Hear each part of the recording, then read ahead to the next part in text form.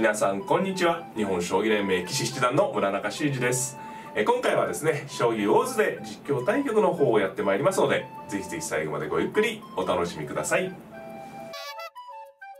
はい、ではね、早速やっていきたいと思います。10分記念負けで、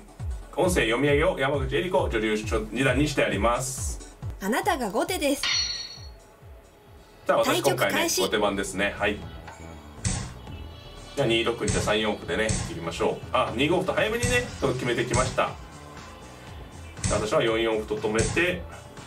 さあどうしますかね。雁木もかなり指してきたんで、今回はじゃあ向かい飛車にしてみますか。向かい飛車ね、あんまりこう指せる機会もね少ないんですけど、今回相手の方がね2六歩2五歩を早く決めてこられたので、まあ向かい飛車をしやすいという。ただ相手の方はすごく急戦の可能性がありますね。今4六歩4三六歩でね4七銀と腰掛け銀が、ね、形になってきそうです。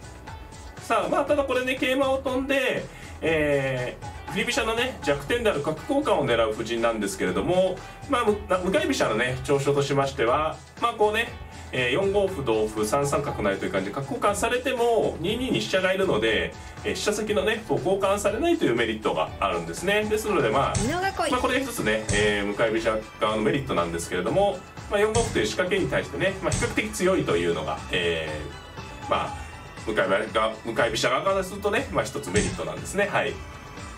でこう受けずにね戦っていきます。ただ糸形銀の時、これに対して銀で歩調を合わせますからね。で4五歩ときました。これはね同歩なら同桂、あるいは同銀、あるいは3三角成という感じで攻めてくるんですが、ここは難しいですね。飛車を転戦して指す指し方や、これを放っといて指す手もあるんですけどね、どちらがいいかな。同歩はどうなんでしょうか。同歩ですと、3三角成同桂に8八角といった感じの攻め方ですかね。はい。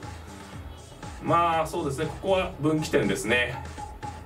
飛車を回れば一番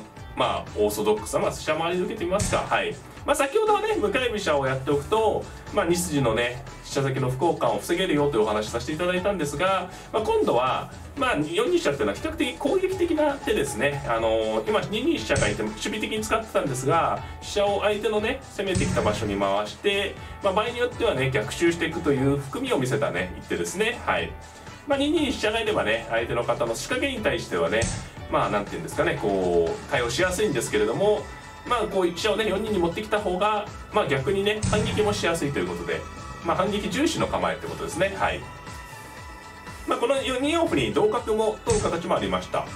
これは凝った指し方ですね。今4五歩と打てば5五銀と出るか5三銀と引くかで、どちらも振り飛車が戦えそうだったんですが、2二歩というのはこれはそうですね、同角なら2四飛車、同飛車なら今飛車も回ったばっかりなんでね、戻らせて、例えば4五桂と飛ぶと、角が逃げれば銀を取れると。これ飛車がね2二に来た場合ですね、飛車が2二に来ると4五桂と飛んで、銀桂交換できると。ただこれね5五歩と突く手があるんでどうですかね。同飛車と取るか5五歩と突くか、あとは5三銀とね銀を下がる手もありますね。飛車成りを狙ってね、いろいろあるところで難しいです。5五歩突く手もあるな。ただ5五歩と突くと2一歩成5六歩に4五桂という手がありますかね。桂馬の紐がなくなるので4五桂と飛んでね、最後ちょっとこれね大盤でやったら分かりやすいかもしれないんですけど、ちょっとね角を狙われる手があるので5五歩に銀を逃げてくれればいいんですけどね、ちょっとその手が気になるところですね。さてどうしますかね。ここ難しいですね。同飛車4五桂、同銀だと同銀、そちらでやってみますか。ちょっと注文に乗ってみましょう。ここ難しいです。5五歩や5三銀、あるいは5五銀とか、反発する手もいっぱいあったところですね。あるいは3五歩とかねこの辺作ってもあったと思うんですけど、一番素直に取ってみました。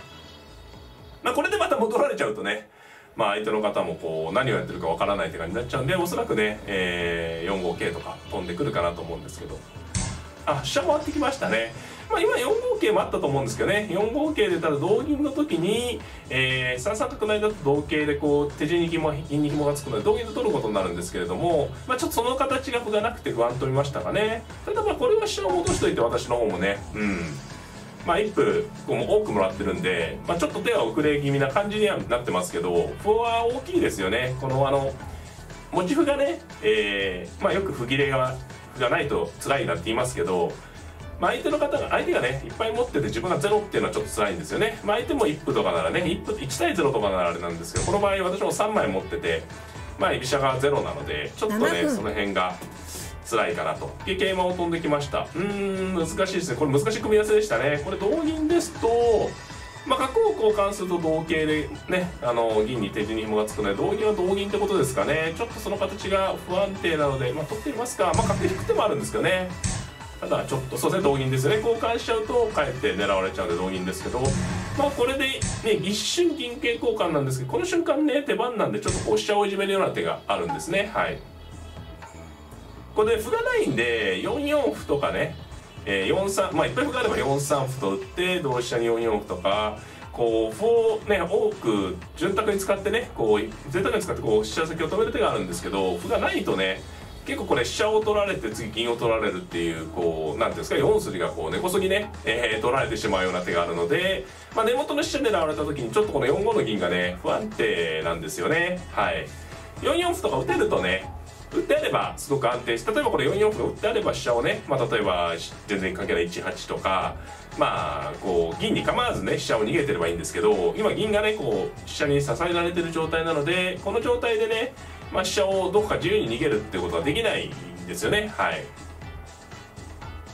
なので、まあ、ちょっと今現状は銀と桂の交換なので居飛車側が得してるんですけれども、まあ、正確に言うと銀と桂馬なんですけど、歩をねやっぱり持たれてるので、歩を持って振り飛車が持ってるんで、銀と桂歩というイメージですね。桂歩と銀の交換みたいな感じですね。で角打ちはこれかなりひねった手ですね。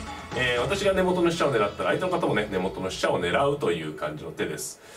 まあこれはね4八角成と取れば、まあ同金なら4五飛車でね振り飛車大成功なんですけど、4八角成に、4二角成とね飛車を取り返そうってことですよね。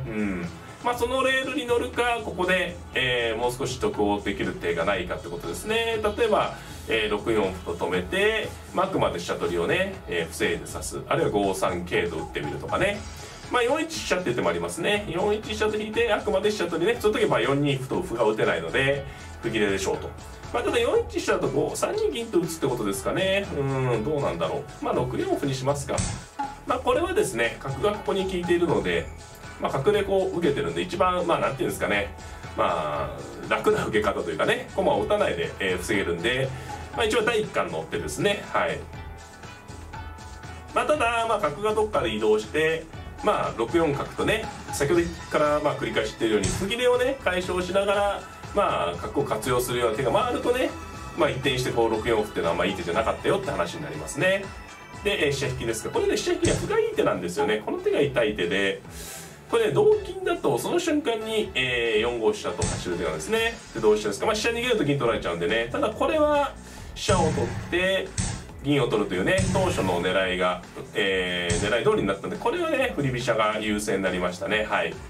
で歩を受けたと、まあ飛車を1段目に打ちましょう。まあこれちょっとささやかに狙ってる手がありまして、6四角とね出てくると今6五飛車とね回ってやってしまおうという手だったんですけど、まあ銀打ちはしぶとい手でしたね、さすが。まあ今6四角ですと6五飛車と回って6九飛車成からの一気のね寄せを狙ったんですが、銀を受けてね丁寧に粘ってきましたね。相手の方頑張った手ですね。さあどうしましょうか。まあ歩を合わせるのがいいかな。そうですね、こう歩合わせが結構痛い手かもしれないですね。はい。で同飛車とやって、まあ、これ角出てくるかな。いよいよ攻め合い。そうですね、この時にまあ一気にいけないからちょっともう思い切っていってみますか。飛車切ってね。まあこれ7六飛車とかゆっくりさせてもらうんですけど、もう一番厳しくいきます。飛車を切って、6六歩と合わせて、今歩が切れたんでね。でこれ気をつけないといけないのは桂馬だけは渡しちゃいけないですね。桂馬を渡すと、3六桂と打たれて7六4桂と打たれて大変なことになっちゃうんでね。で角ですか、これは、歩を成りまして、でこの時に今度は桂馬打つと同角から、まあでもそれで飛車切って取るとまあまあそれやってみます。桂馬を打って、まあこれね同角って取られてね7四桂の残るんです。この瞬間に飛車を切ってで角を取る。まあこれでね、金を全て剥がしたんでね、あとまあ角が中途半端な駒なんで、まあこれはね陣形の差もありますしね、振り飛車いいですね。ここまあ今もう指そうとしてしまったんですけど、この時にね厳しい手があります。これ角打つ手がね、厳しい手で、このラインがねここに5五に歩がいることで合駒がね厳しいんですね。合駒する形がね。はい。玉を引いたんですが、まあここはねちょっと考えますね。まあ4三金と打ってどんどん攻めていくか、まあ2一角成と駒を取っても手堅いですね。まあこれはまあ終盤の形なので、まあ寄せ方の問題なんですけど、こういう時まあ優勢であってもね、まあ相手の王様をね、どこで、こう捕まえるかっていうのを考えて指しておくのはこの辺からは大事ですね。はい。